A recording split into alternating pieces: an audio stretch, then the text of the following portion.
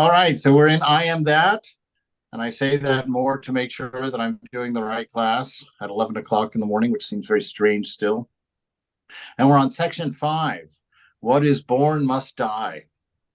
And, I'm one of those folks that refuses to see death as something to be afraid of and just really deny the idea of it being something to not think about or something to avoid, that it's as natural as anything in life. That it's everybody does it. We all go through it, and that it's an ideal born in a universe that's founded in love.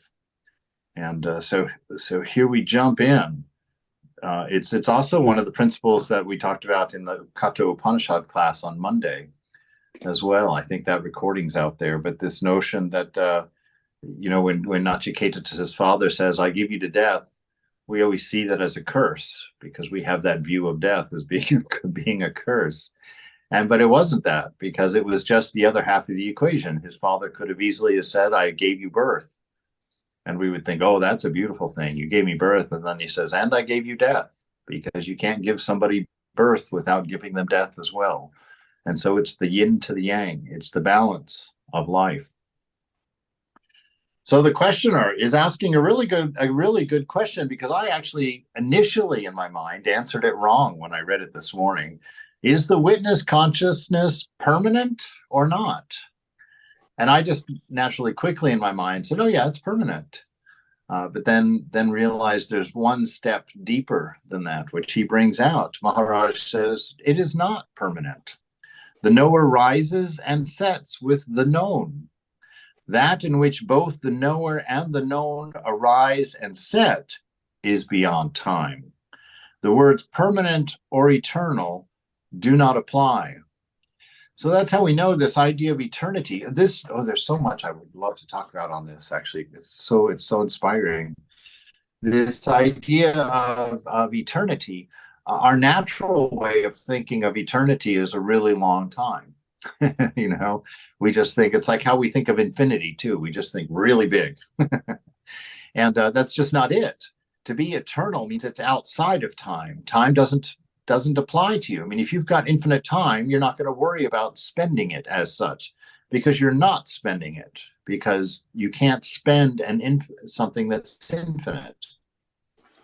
That's an illogical way of thinking about it. And so in our nature, in who we are, in what we are, not necessarily who we are, but in what we are, that we are eternal. And our only experience of eternal is the moment, the now. We don't see it that way, but that's the reality of it. The now is not subject to time. It has never begun and it's never ended. And I only became aware of this through this practice of silencing the mind. Not that I've been able to do such a thing, but I've had some brief moments where the thought, or at least maybe I was under the impression of no thought, but I at least felt that, and just in that moment, well, what am I'm not claiming anything. Please don't take this as a claim to something, but that's where the idea arose. The idea arose in that momentary stepping into silence, that I saw for just, or have consequentially seen, because of that. You couldn't even measure it, probably, the experience. It was almost no time, but most of the stuff that just kind of came from that has been just through unpacking it, as I've just contemplated that moment, or that thing, and that sense of, like, I realized that, oh wow, we are experiencing now our eternity. We are experiencing our immortality now, although it's hidden in plain sight. We don't even recognize it, because we sit in that silent moment. Our being, that I, which is looking through the windows of this body and mind, is sitting in that eternal space already. We are already there. We're sitting there and we're observing. The witness is observing all of this, but he's got his eyes up to the windows of time, because change and time are equivalent. we only know of time because of change. And so time, the concept of time, belongs to the world of change. It's not it's not a fundamental real. It's not an absolute principle. It's a movable token on the game board. It doesn't belong to reality.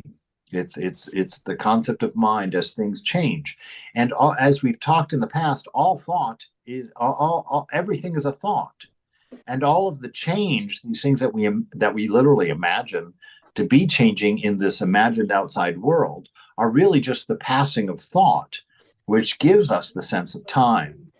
And having that thought be separate from the self and the identity with it is what is creating this illusion of this outside world. It's what's kind of telling us the story of sequence and cause and effect. But it's all in the mind, and we are in that space of watching mind.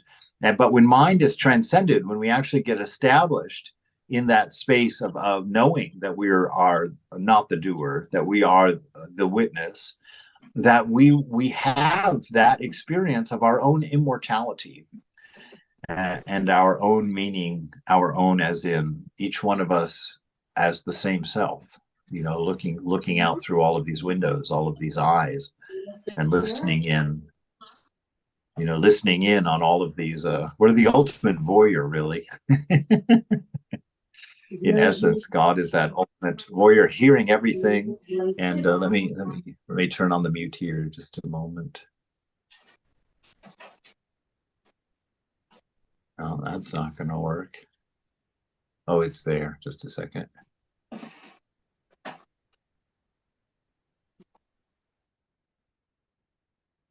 Okay. So Maharaj, yes. Okay. Go ahead. Finish your thought. No. I already paused for all of that nonsense. What?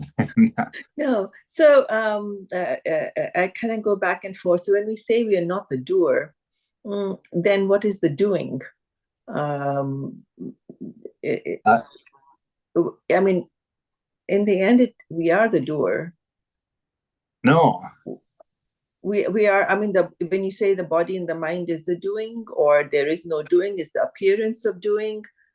I mean, what are we saying when we say we are not the doer? Yes. As I understand it at this point, and of course I go back to my standard, is the idea of a dream. In the dream, you have the full sense of doership. You're swimming, you're building a house, you're doing whatever. But when you wake up in the morning, you're not going to be wet and you're not going to have a house. And so nothing was done. There was no accomplishment. It was the illusion of building a house, the illusion of swimming in the illusion of water. It was all mind, just exactly like the sages say, although they don't say exactly like. So they still say it's a metaphor, and that I don't know what the missing part is there yet, but they say that it's like a dream, that this life is like a dream. And you see, where is your evidence of doing? It comes from memory, right? No, the evidence of doing is experience-ship. Is evidence is experience of doing. But what what is the evidence of experience? I experience. Experience what?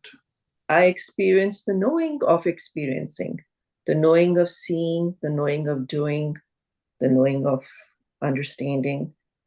I experience. But we don't. And I am like Mr. Datta Maharaj says, I'm here and now, and I experience. No, none of us has experienced the witness yet. As far as I know. That may not be true. Your I, the sense of I that you speak of right now, that is actually witnessing and watching change, is the ego I, identified with mind and body, and it has the illusion of experience because of memory. Also, change only happens because of our attachment to memory. That you take a slice of this moment, and then you take the slice of the next moment, and anything that's different in those two slices. Only one of those slices, well, of course, neither of those slices is real, but if you have one that is the moment, it's only you're comparing it to a memory of the previous snapshot of your moment that you see any change at all, that you see any kind of motion at all. If it is true that God is the unchanging absolute, then that means there's no change. And Sri Nisargadatta will say that actually in some places, there is no change. In the moment, everything is as it is. It's your remembering the moment, you're running the finger through the waters that create the imaginary line in the water, that makes you think that something is happening, that makes you think somebody is doing, that makes you think that something has changed. But all of that information is within mind, all of that notion, and that's what gives us the sense of time. But the self, who is the witness, but it's the unattached witness. It's the witness that doesn't have a particular. It's the witness that is watching everything at once. Yes, I agree. But that is the witness. I mean, isn't that the experiencer? I'm not talking about. What is there to experience in one without a second? What is there to experience in the unchanging absolute? Experience belongs to the world of change, to Maya. It's an illusion. There is no change, there is no experience. We only know experience because of mind. When you take this pen in the moment is always where the pen is. There's no change in the moment. It's always where it is. The only thing that makes me, quote, recognize or invent the idea of change is remembering that the pen was here and now the pen is here. It's like when I say it was here, that's my betrayal. I'm remembering, taking an imprint in mind, just a thought among millions, and then I'm taking another snapshot, because as soon as I can't actually, any time that I speak or any time that I am a doer, I'm always in the past slightly, because by the time I observe this pen here, it's a different pen. It's never the same pen. Sri Nisargadatta says, and we'll run into this again somewhere else, but he says that the universe is newly recreated every moment. I understand. Yeah, I and agree. That your link. Yes, I understand the change part. I understand, but I guess where I'm stuck and confused is the moment. Is that moment when which is in the now. So that now, whatever is experienced in that now, to me, it seems to be the reality, because it's the reality. Yes, but but I think I'm perhaps it'll become clear. It's I'm a little confused on that. Yeah, because in the now, in the actual now, the pure present, there is no experience. It's not experience until it's memory, until it's marked in the mind, until it's grabbed onto by mind. The now, there is no change. It's like in the movie. When you watch a movie, there's no changing going on in that movie. There's no movement going on in that movie. There's none. Each frame is still. There's nothing there. It's just that. And then your mind remembers that one. You take that snapshot into your mind. Boom. Now the next one goes up there. Those are two different pictures. Only incidentally do they seem to be of the same thing, right? If you've got two stills, they don't have to be. We don't necessarily know of anything between them, but the mind will create the movement to move the remembered frame to match the present frame. But that all happens in past, just slightly, And so all experience seems to happen, but actually we're watching the mind and we're just a split second behind time. We're not actually in the moment. Nisargadatta will say that he doesn't experience change. He doesn't see change from where he's sitting. So experience only happens for the ego eye, the entrapped eye. the universal I, the real self, which is observing through every eye simultaneously, and is transcendent to mind. So it's not using the mind to define the world. It's not using the mind to define itself. It's outside of mind. It does not see change. It is the unchanging absolute. It is the isness. It's only when it comes down to mind through attachment that it steps into mind. And once it's inside mind, it's an experiencer.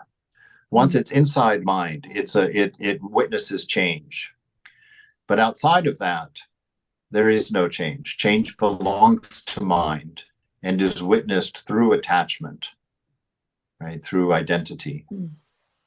Thank you. So it's these things are things that I wouldn't expect. If we understand these things, we're wrong. because they, they can't fit in here, because they don't follow any of the rules of mind. They don't have that triad. They don't have causation. They don't have past and future.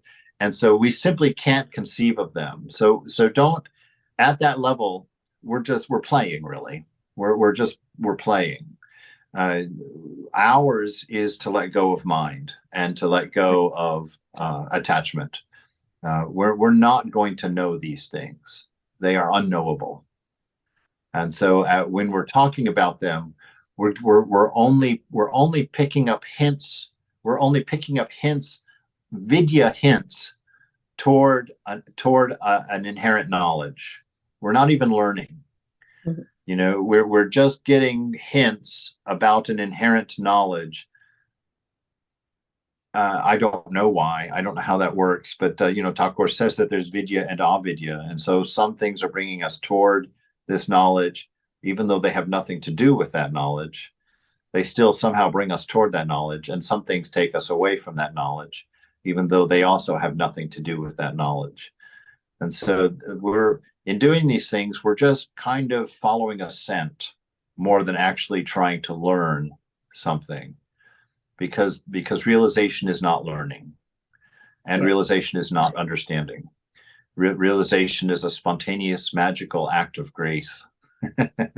The only thing that we will ever know or ever seem to experience that is an effect with no cause. So so I say that because if we get twisted about not understanding, or if we get twisted about being confused in it, then we get drawn more into mind, and we start digging in the wrong hole for the water that we're looking for. So these things that seem like that, hold on to them, but let them wash through the mind and leave a residue, more than capturing them and putting them into a philosophical understanding, which will happen anyway.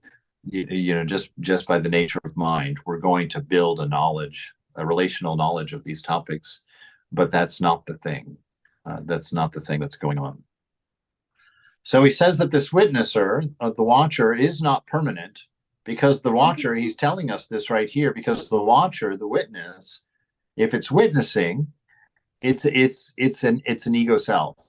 It's because it's only watching it's only witnessing a particular view of reality, and that particular view is the one that's your mind and your body, that's coming through your mind and your body. So even at that level, we are not there yet. We are even beyond the witnesser, because in the truth of it, in realization, there's nothing to witness. It's one without a second. And if there's one without a second, who's watching what? Who's experiencing what? There's no growth for the self. There's no learning for the self. The self is self. It's its own everything, which is why it has no cause. If it learned, or if it saw change, or if it recognized growth, all of those things, then it itself would have to die. It would be composed, and everything that's composed must decompose. So Maharaj says it is not permanent, The knower rises and sets with the known. That in which both the knower and the known, that witnesser, the known and the known, arise and set is beyond time, outside of change, outside of time, outside of history.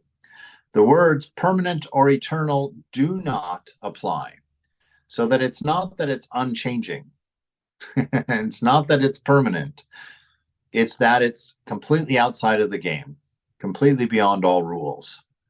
Everything that we talk about, everything that we learn from any scripture or any experience is nothing more than a finger an imaginary finger pointing at our own self, pointing at something beyond. But it's like Thakur. He was a hole through which God could be seen. So all fingers point at that hole.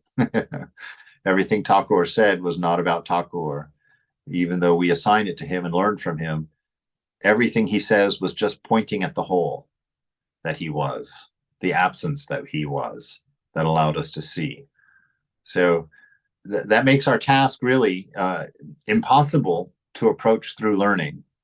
And yet, like we said, Thakur says that there's vidya and avidya here. So somehow he has placed a ladder, an imaginary ladder into our dream for us to ascend. But the ladder's not really there because the dream's not really there. So it's like anything in a dream. It seems to be there and it functions as if it was there, and it incorporates a change that we can experience. But again, when we wake up, we realize nothing happened. There was nothing done. There was no work done. There was no change accomplished.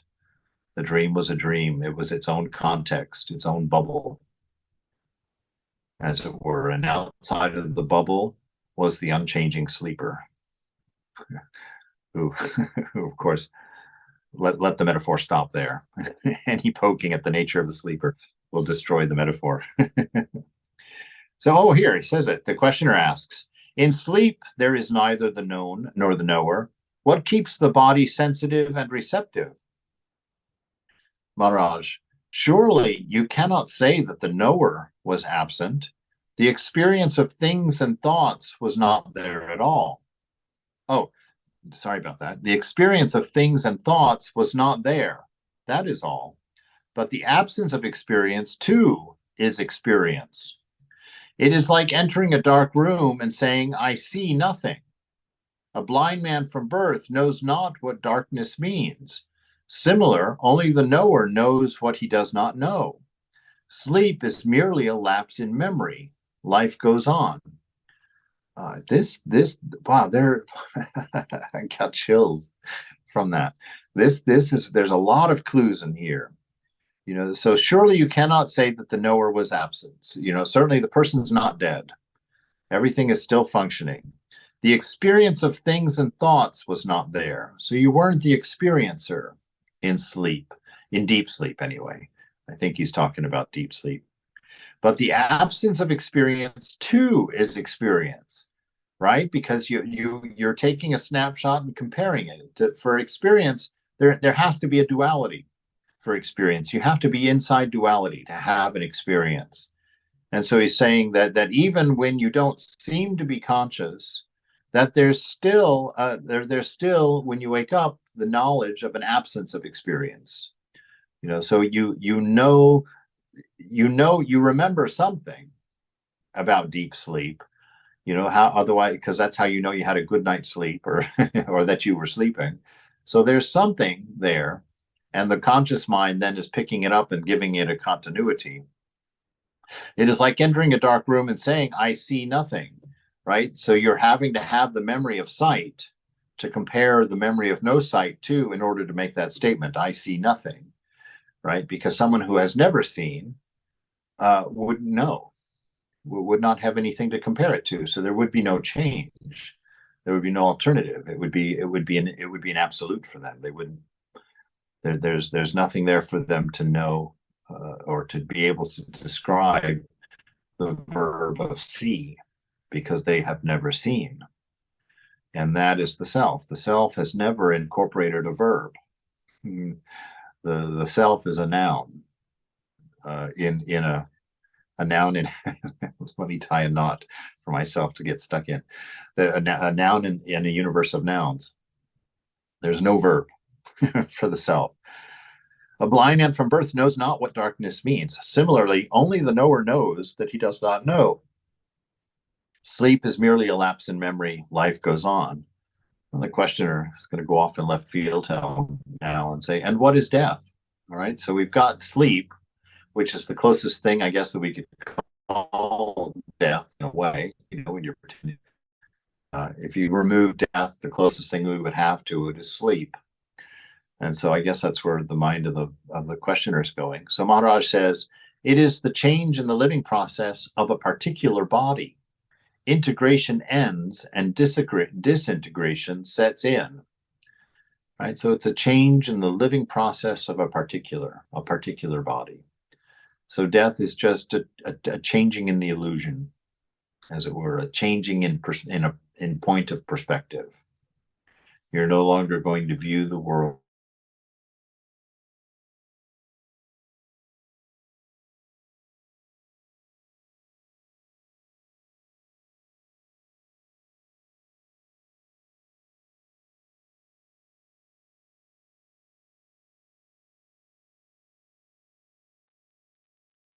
Did we lose him?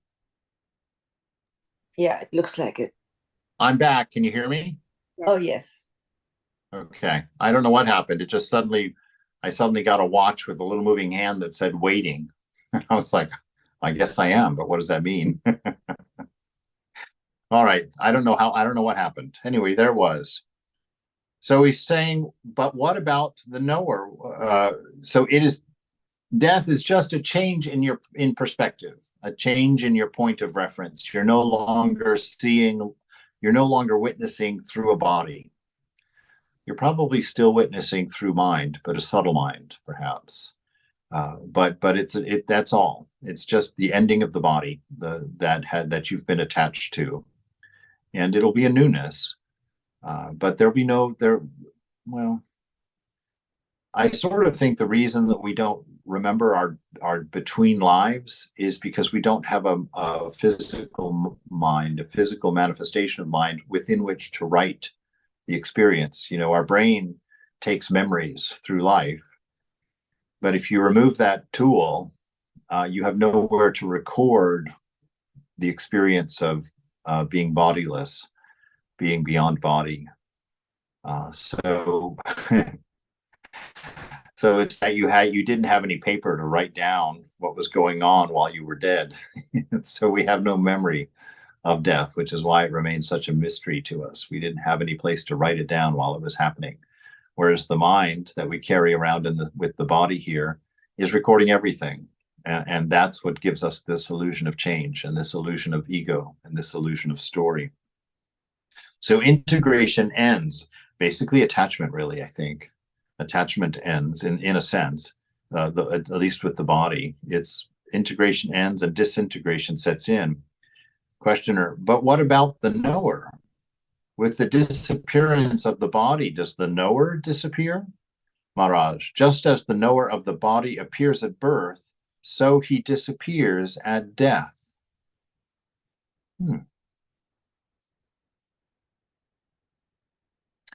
Just as the knower of the body appears at birth, so he disappears at death.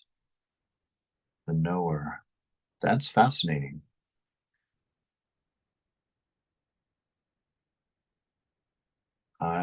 Mother's not putting anything in my head about that. That's a new statement for me. That's very interesting. The knower of the body appears at birth, so he disappears at death. That suggests that the knower. Swamiji, yes. The knower of the body, as far as I can tell, is it not what we call the Jivatman? That's what's causing my silence. Yeah, that's what's causing my silence. I was always sort of thinking that we have a subtle self. But I think in the next two lines, he explains it. Okay, very good. Let's go forward. Let's obey the brahmachari and go forward here. And nothing remains, the questioner says. Maharaj, life remains. Consciousness needs a vehicle and an instrument for its manifestation. When life produces another body, another knower comes into being. Fascinating. Wow, that's fascinating to me. Yeah. So life continues, but life does not mean knower, and it's an instrument. And so that idea of not having a notepad to copy down your experience happens. So that would be, this is fascinating. This is a big pointer here, because that would indicate why this plane is the only plane where you can change karma. They always talk about you go to heaven until your karma balance runs down, and then you come back into this planet. If there's no knower, there's no karma. There's no identity with change. In on this plane anyway, sensual change. That's amazing. That's amazing. So life remains, which is what we are. We are that isness, that Satchitananda. Consciousness needs a vehicle and an instrument for its manifestation. So it's an unmanifested. Well, this would sort of suggest that the soul is not a vehicle.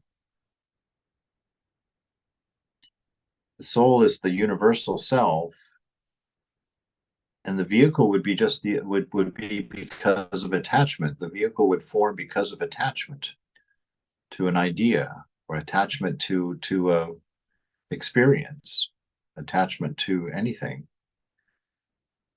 When life produces another body, that self, another knower comes into being. So a fresh set of experience begins. A new chapter begins. We forgot the old knower, which is very consistent with our experience of life and death at this point. That's why it's hard to believe in reincarnation, because we're a different knower from the previous birth.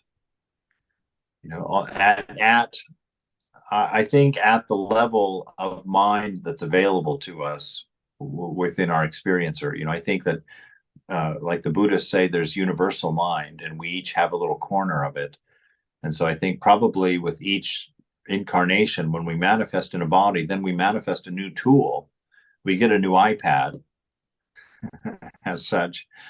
Then we log in now under our new account. And if we're not using the same account as before, then we don't have any knowledge of that account. We don't have any knowledge of what was done on that iPad. So we start out with a new iPad. Yeah, because I think in many places, he kind of contradicts. In some places, he will say there is no karma, that the body is just born with certain chemicals, depending on whatever genes there were, whatever astrological, and whatever came, the body, and the mind was the body came. But in other places, he will talk about karma. I think it just depended on who was asking the question and where it was being asked. But from what his other readings I've read, he basically says that that once you die, you're gone. The consciousness, is remains, which is who you are, but the body, which was a vehicle, an instrument, is gone. And then, like he's saying here, a new instrument, comes forth to manifest the consciousness. And the way it comes through, like in our thing, it says, oh, it's because of karma, you have this or that or tendencies, and he says, no, this is all BS. He'll say in some places, and he'll say, oh, it's just born because that's the way it is. This is where the universe is, so. Swamiji? Yes. Then what about the sanskaras? The new iPad has some old iPad sanskaras? Mm-hmm. Well, it's still an iPad, so it has a built-in set of samskaras. Yeah, it's interesting because when you lay down and start a new dream in your sleep, that's a new body. You're taking on a new body there. You're taking on a new knower, because you're not the same knower that you are when you're awake, because you don't know about your waking life within the dream. And certainly the beginning of the new dream is not based upon the contents of the previous dream. And yet there is a unity between the two dreams, but that unity is unknown within the knower of the dream. that unity is a transcendent state from the perspective of the dream, of the dreamed, of the element in the dream. So I can see from that perspective there would be no karma in that sense. But your idea of self is still very much in common with your idea of self in the previous dream. So I've always seen karma as a set of stuff. I don't think transfers from dream to dream necessarily, but maybe in the sense that, like, I've always thought, of course I'm talking like a computer science person now, but or a physics person, you know how you talk about movement and force if you're in a physics class, that you can, a point is something that has no direction and no force or no momentum, but a movement vector has a direction and a direction and a momentum, or direction and something.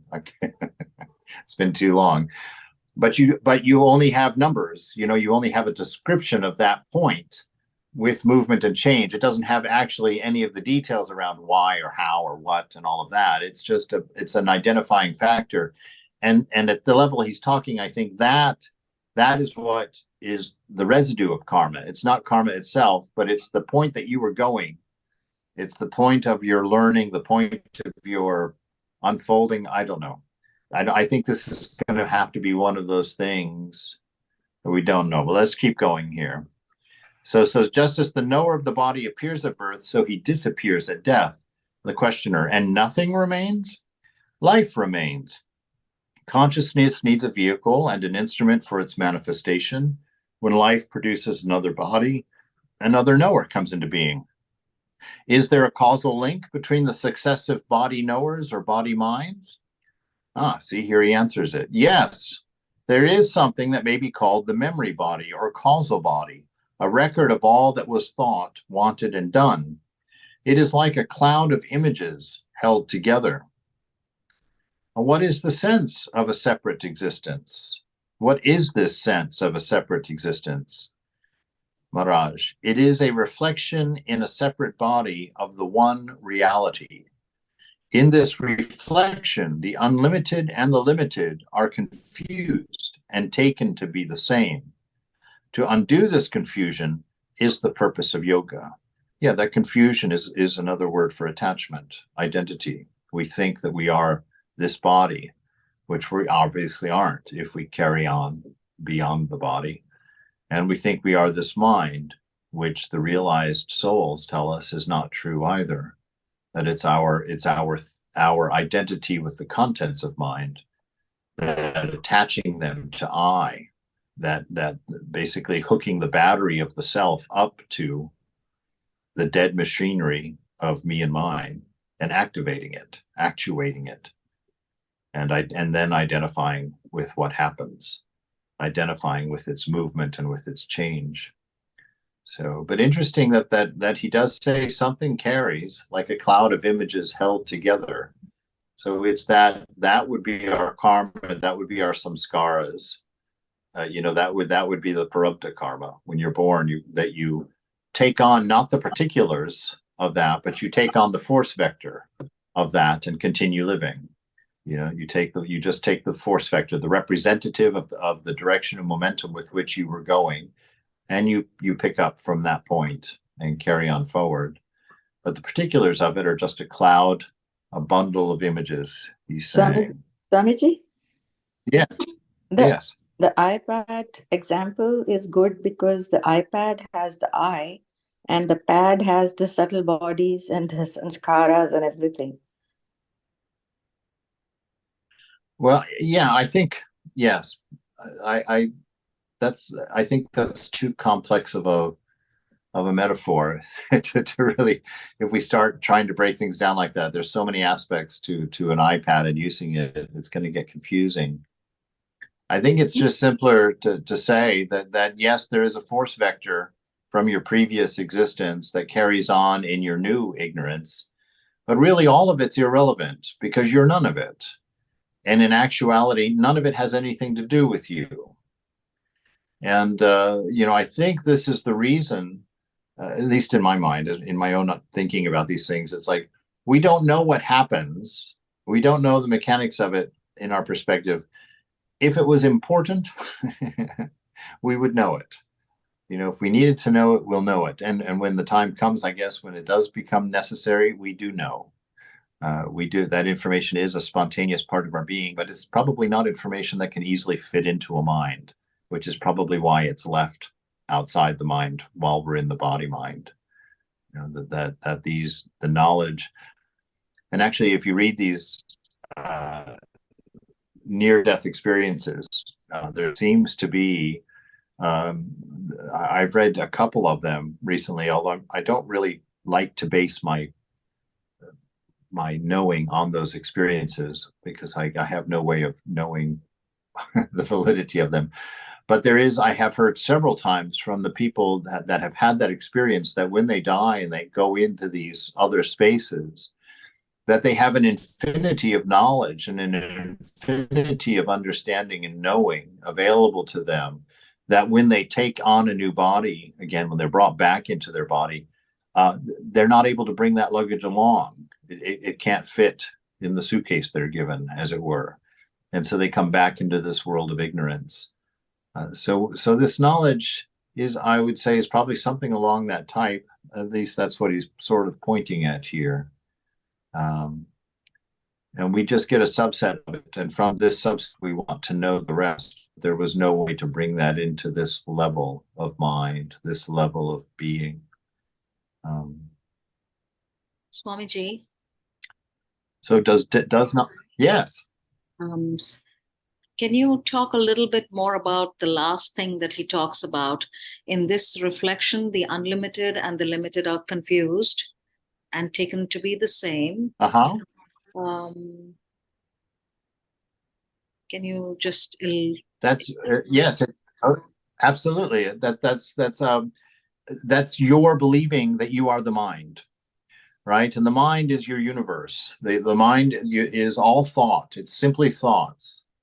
But we move into the mind, and when we move our identity into the mind, things become defined. Mind becomes a universe of objects, a material universe in which we reside.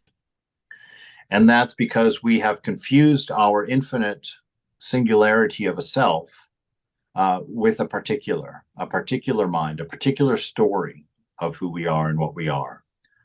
And so to undo that attachment, which is what he's talking about there, to undo that attachment is what yoga is all about. All of the different practices that we're engaging in is how that we kind of unhook the wagon.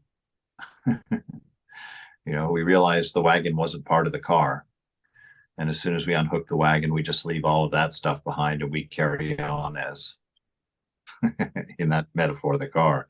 But yeah, so that's it. In this reflection, and the reflection is what? It's the reflection of the self, the reflection of consciousness on mind, right? It's the reflection of isness on mind. And the mind has time in it. The mind has causation in it. The mind has past and future in it. The mind contains, causes ego. You know, this connection or this confusion causes ego, causes a small sense of self, a particular sense of self, a perspective, as it were. Because in your natural self, in your true self, you have infinite perspectives. You know, if you want to look at it in a concrete way, it means that you could choose whose eyes you want to see through at any given moment. You know, I could be you for a moment and be intimately aware of your mind and whatnot. You know, you could instantaneously then become Putin. You know, look through that hole in consciousness, as it were, or look through, you know, Donny Osmond. You know, it's just this particular aspect. They're just options for us, for the self. They're just perspectives of a universal mind, where you just take one point and look at the mind from that one point. But really, in truth, what you are is all of those points in total. They are all a manifestation of yourself. They are all a reflection of you. It's like looking in rippling water. You know, that distorted image doesn't look at all like you. The individual perspectives would be the individual reflections. You become an individual reflection. but the sum total of them all is still you. In ignorance, when you identify with a particular, you can't see yourself. You can't, they don't collapse into oneness. They don't collapse into that unity. When you come to the knowledge of yourself, that's where Vivekananda says the triad collapses. Subject-object experience, a subject-object relationship, that triad becomes a singularity in realization. So you don't have any of those particulars. So he says, does not death undo this confusion? In death, only the body dies. So it's not even that deep of an experience. Just the body dies. Life does not. That's going to be the really exciting thing to me. That's what I'm really looking forward to in dying. Is I'm so convinced that this body is what gives me life. I'm alive, right? That's what we think. This is the confusion. Just to return to that question about this reflection in the unlimited. This confusion is when we define our sense of life from the body, and that you can see how deeply we believe that. In that one joke that Swami Prabhupada used to mention, he says the first thing we're told in Vedanta is that we're never born and that we're never die. And the first question of every student is, what happens after I die? So that demonstrates our ignorance, our confusion. And that's what he's talking about here. That it's this reflection. In this reflection, the unlimited and the limited are confused and taken to be the same. That's what makes us think we're going to die.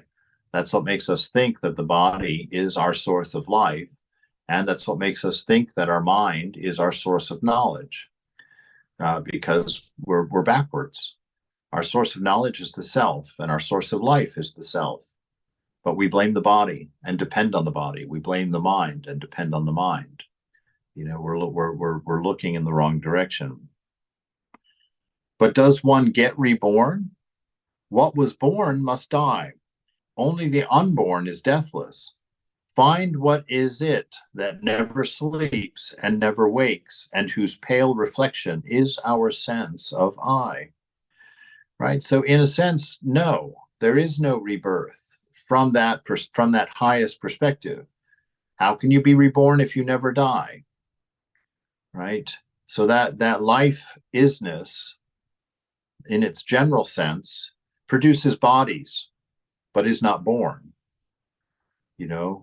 Produces death or unproduces life, or live bodies, but does not die. It's that isness behind all of it, and that is what manifests all of these bodies and all of these minds. But it itself has nothing to do with it.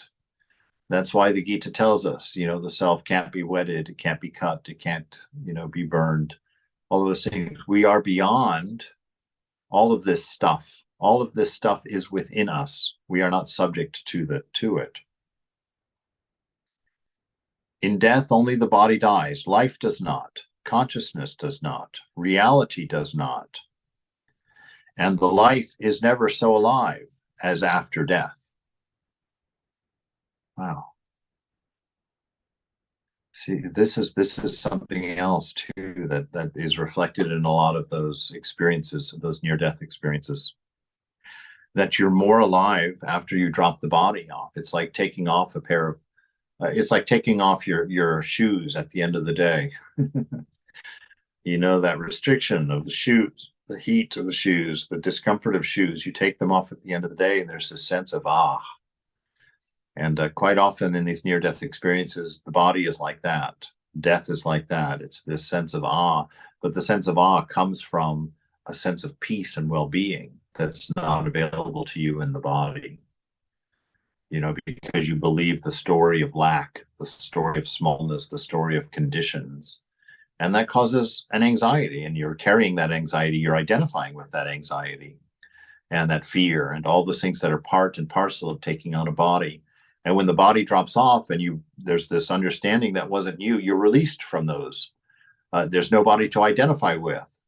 So you're not becoming small. There's no mind within time to identify with. So past and present and future become conceptual. They're no longer even in the room. So you get that expansive sense of being outside of time, away from condition, away from effect. And so there's this expansion in the experience of moving from the gross to the subtle. It's always an awakening. Like when you take when I took physics classes, every semester in physics, it always started in pain because I couldn't understand anything. And they'd go through and she'd put all of these equations on the board, and I'd be like, and I just couldn't get it. I didn't know when to use those equations. I didn't really know what they meant. I just couldn't grab it. And then usually somewhere around week 5 or 6, I would experience a collapse where like suddenly the light would come on and I'd be like, oh my God. Okay. All right. Conceptually, I've got it now. And then it seemed easy at that point. After that, it's like click, boom. Wow, I know. I got that chapter. I'm ready for the pain of the next chapter. And it's kind of like that. I think that this is what we're seeing here. So, but does one get reborn? He's saying that which was born must die. So this experiencer dies. This knower dies, goes away. It's part of the body mind. And a new knower, a new learner, a new experiencer is born for the next self from the force vector of the previous knower. How am I to go about this finding out? Yeah, totally.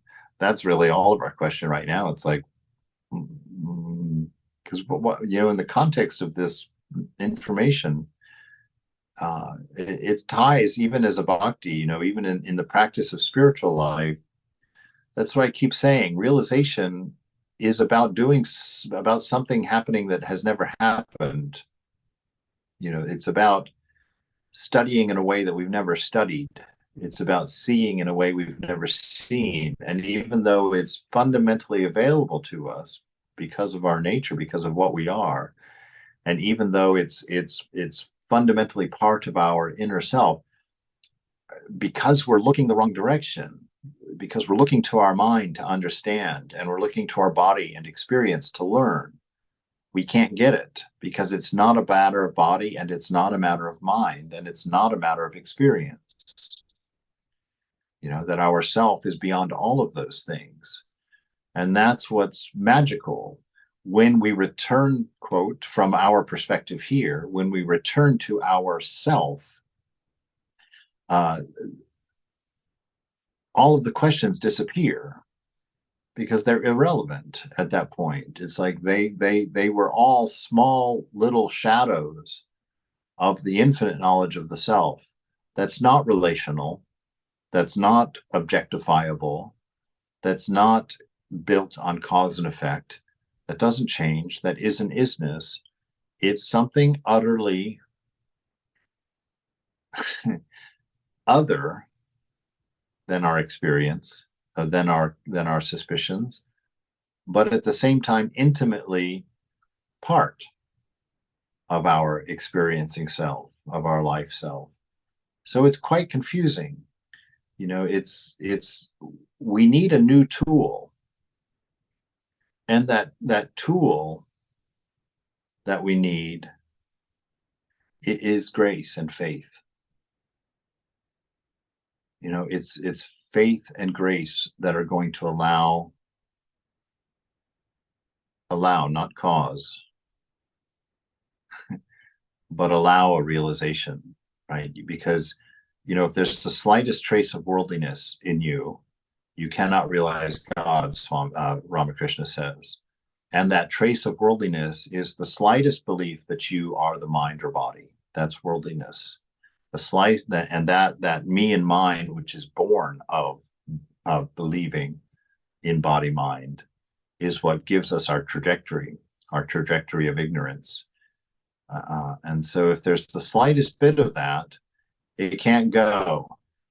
And the only way that you can not have that sense of being mind is faith, because you have to let go of that particular.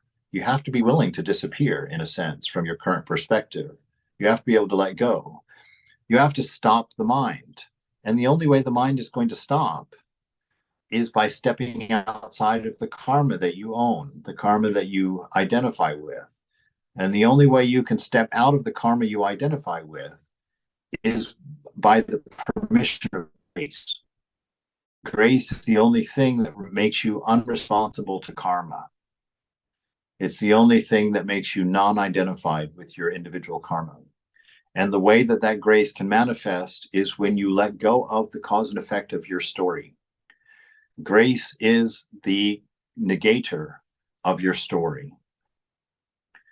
Right? If you keep doing things that identify you with the body, that's why sex is such an important focus of religion. You know, because to attain the pleasures of sex, you have to be super body identified. You have to be super body identified. You have to forget utterly, you know, for that in order to experience that or to enjoy that. Because if you take any kind of higher perspective of the act of sex, it's absurd. There's a ridiculousness to it. There's just a ridiculousness to it.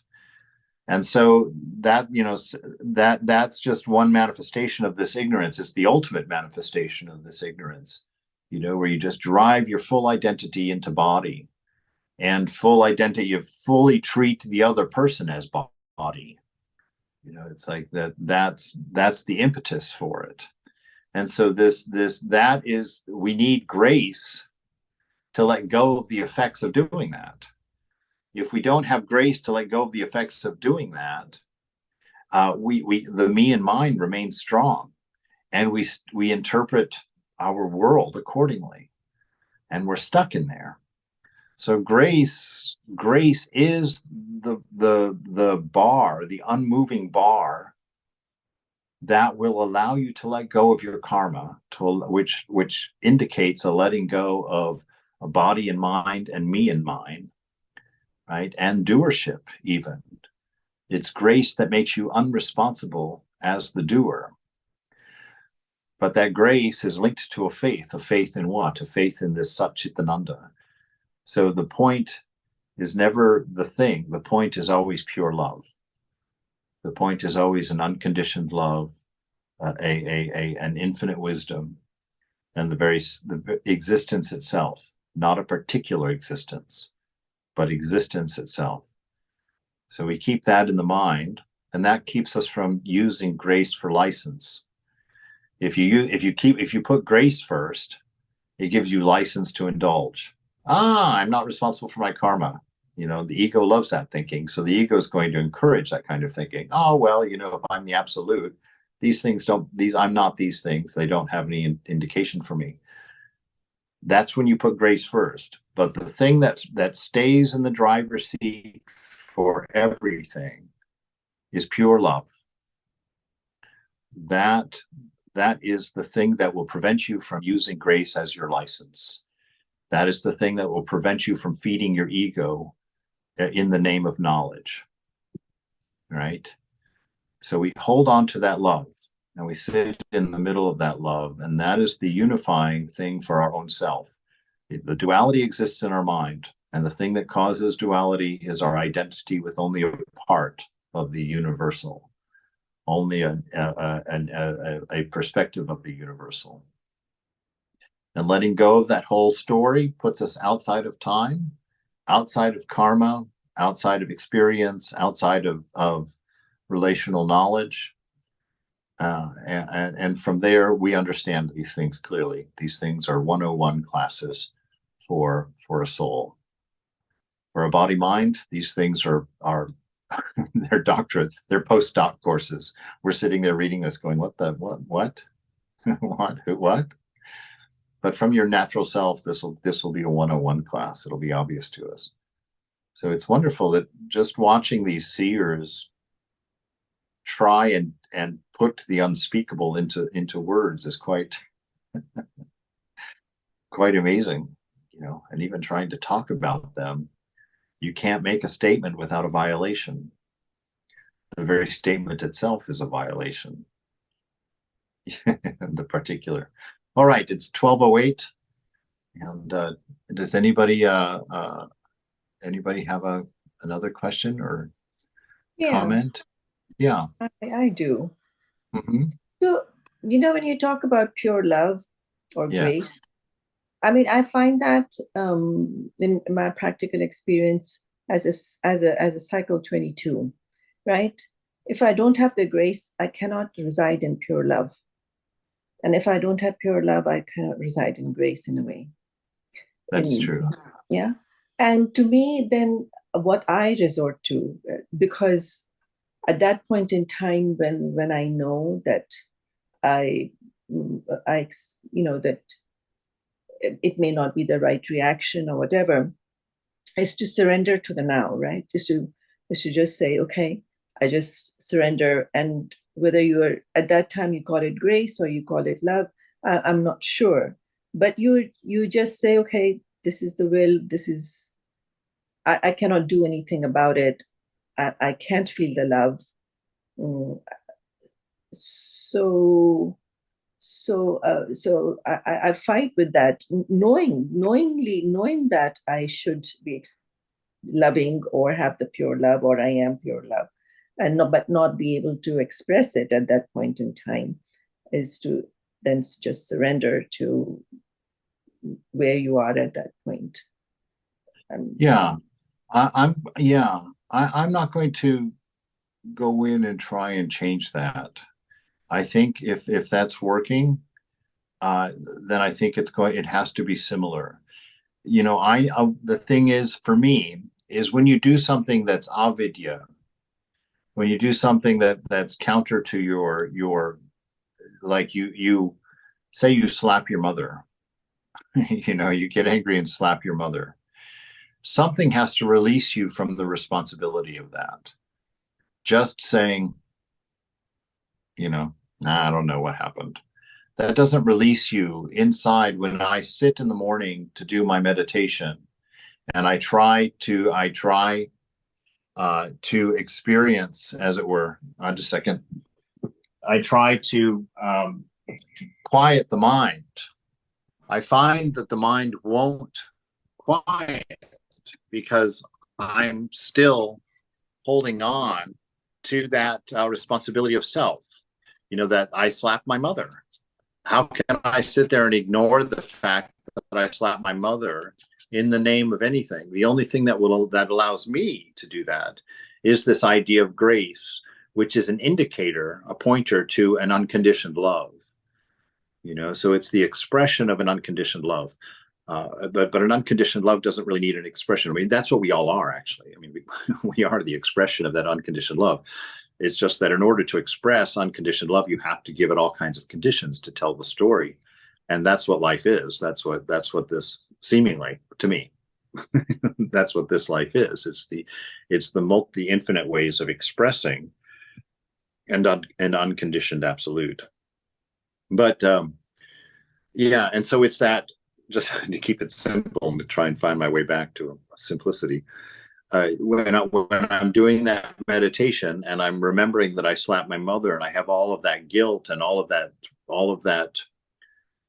residue of what that did to my mind, all of the disturbance of mind that the thought of slapping my mother produces, I can only escape that to the level at which I'm willing to surrender to a notion of grace, to a notion of an unconditioned love that allows me not to be responsible in a real way, and what I'm saying in the last thing I said before for the end of the class, the only way that I can actually have that grace without it becoming a sense of license, to have that freedom from my action without thinking that I can do the action without without consequence.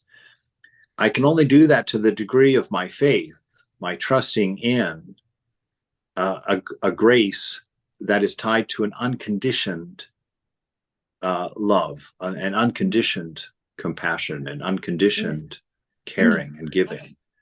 And so I have to borrow from a knowledge that I don't have. I have to borrow from an awareness that I don't have in order to allow me to occupy a space where I'm free of responsibility which is the same thing as saying stepping outside my karma.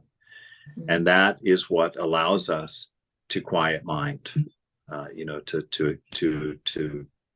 have a thoughtless mind, ultimately. There's probably many different ways of saying that within Jnana knowledge, and that's why I don't want to tamper with your approach to surrendering to the now, because that might very well, because the now actually is Satchitananda, that unconditioned love. But I don't want to force you into putting it in terms like that. It's you're a jnani, and I think that's probably a very valid way of seeing it that you described. Thank you. Yes. Thank you for everything. All right. Sure. All right, my friends. Until later on today, if you're there. Otherwise, till we meet again. Yes. Or we dissolve and become one. Thank you, Maharaj. Thank you. Thank you. Thank you so much. Be well.